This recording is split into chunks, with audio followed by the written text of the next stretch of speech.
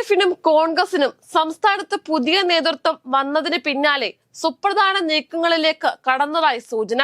LDF പിന്തുണയിൽ നിലമ്പൂരിൽ നിന്ന് വിജയിച്ച് നിയമസഭയിലെത്തിയ PV അൻവർ LDF ബന്ധം ഉപേക്ഷിച്ചതും നിലമ്പൂരിൽ നിന്നുള്ള MLA സ്ഥാനം രാജിവെച്ചതുമൊക്കെ നാം കണ്ടതാണ്. അൻവർ ഇപ്പോൾ ബംഗാൾ മുഖ്യമന്ത്രി മമതാ ബാനർജി നേതൃത്വം കൊടുക്കുന്ന തൃണമൂൽ കോൺഗ്രസിന്റെ സംസ്ഥാന കൺവീനറാണ്. സംസ്ഥാന നിയമസഭാ തെരഞ്ഞെടുപ്പിന് മാസങ്ങൾ മാത്രം ശേഷിക്കെ PV അൻവർ MLA സ്ഥാനം രാജിവെക്കുക വഴി നിലമ്പൂരിൽ വളരെ അടുത്തു തന്നെ ഒരു ഉപതെരഞ്ഞെടുപ്പിന് കളമൊരുങ്ങിയിരിക്കുകയാണ്. ഇപ്പോഴത്തെ സാഹചര്യത്തിൽ ജൂൺ മാസത്തിനുള്ളിലെങ്കിലും നിലമ്പൂരിൽ ഒരു ഉപതെരഞ്ഞെടുപ്പ് ഉണ്ടാകുമെന്ന് വ്യക്തമാണ്. വരാൻ പോകുന്ന നിലമ്പൂർ നിയമസഭാ ഉപതെരഞ്ഞെടുപ്പ് ഫലം അടുത്തു നടക്കാൻ പോകുന്ന ത്രിതല പഞ്ചായത്ത് തെരഞ്ഞെടുപ്പിനെ ബാധിക്കുമെന്നതിനാൽ തന്നെ നിലമ്പൂർ ഉപതെരഞ്ഞെടുപ്പ് ഇവിടെയുള്ള 3 മുന്നണികളെ സംബന്ധിച്ചും അങ്ങേയറ്റം നിർണായകം തന്നെയാണ്. നിലവിൽ തങ്ങളുടെ കൈവശമിരിക്കുന്ന സീറ്റ് നഷ്ടപ്പെടാതിരിക്കാൻ LDFും വളരെ കാലം ആര്യാടൻ മുഹമ്മദ് എന്ന കോൺഗ്രസ് നേതാവിലൂടെ തങ്ങളുടെ കൈവശമിരുന്ന സീറ്റ് തിരിച്ചുപിടിക്കാൻ UDFും വോട്ട് വർദ്ധിപ്പിക്കാൻ BJP നേതൃത്വം നൽകുന്ന NDAയും കിണഞ്ഞു പരിശ്രമിക്കുമെന്നതിൽ യാതൊരു തർക്കവുമില്ല. അതിനാൽ തന്നെ നിലമ്പൂരിലെ പോരിന് രാഷ്ട്രീയ ചൂട് ഏറുക തന്നെ ചെയ്യും.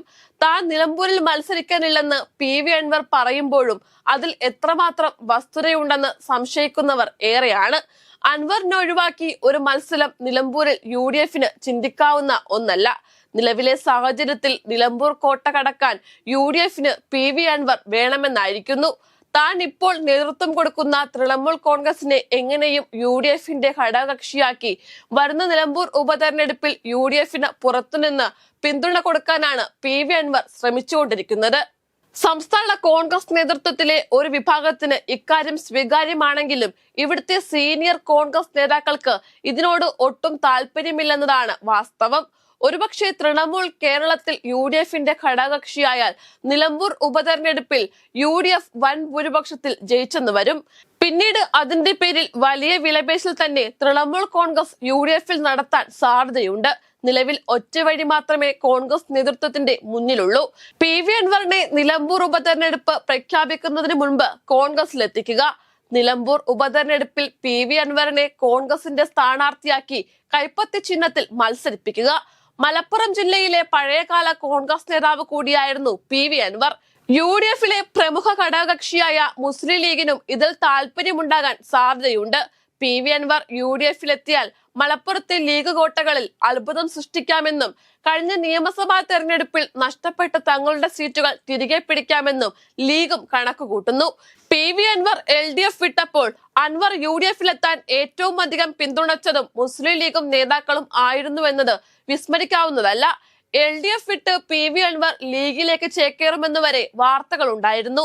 ഈ സാഹചര്യത്തിൽ എന്തുകൊണ്ടും PV അൻവർ തന്നെ UDFന്റെ സ്ഥാനാർത്ഥിയായി നിലമ്പൂരിൽ മത്സരിക്കണമെന്ന് കരുതുന്നവർ ഏറെയാണ്. അങ്ങനെയെങ്കിൽ UDF വിജയം അനായാസമാകും. UDFന് അധികം വിയർപ്പൊഴുക്കേണ്ട കാര്യവുമില്ല. നിലമ്പൂരിലെ മത്സരം അൻവറും LDFും നേരിട്ടാകും, പ്രത്യേകിച്ച് മുഖ്യമന്ത്രി പിണറായി വിജയനുമായിട്ട്. ഇത് സ്വപ്നം കാണുന്നവരാണ് UDFലും പ്രത്യേകിച്ച് കോൺഗ്രസിലുമുള്ളത്. അതിന് ഏറ്റവും നല്ല മാർഗവും അൻവറിനെ തൃണമൂലിൽ നിന്ന് മാറ്റി കോൺഗ്രസിൽ ചേർക്കുക എന്നുള്ളതാണ്. ഉമ്മൻചാണ്ടി മുഖ്യമന്ത്രിയായിരുന്ന കാലത്ത് LDFൽ നിന്ന് നെയ്യാറ്റിൻകര MLA ആയിരുന്ന സെൽവരാജിനെ MLA സ്ഥാനം രാജിവെപ്പിച്ച് പിന്നീട് നെയ്യാറ്റിൻകരയിൽ നടന്ന ഉപതെരഞ്ഞെടുപ്പിൽ കൈപ്പത്തി ചിഹ്നത്തിൽ UDF സ്ഥാനാർത്ഥിയാക്കിയ ചരിത്രം കോൺഗ്രസിനുണ്ട്.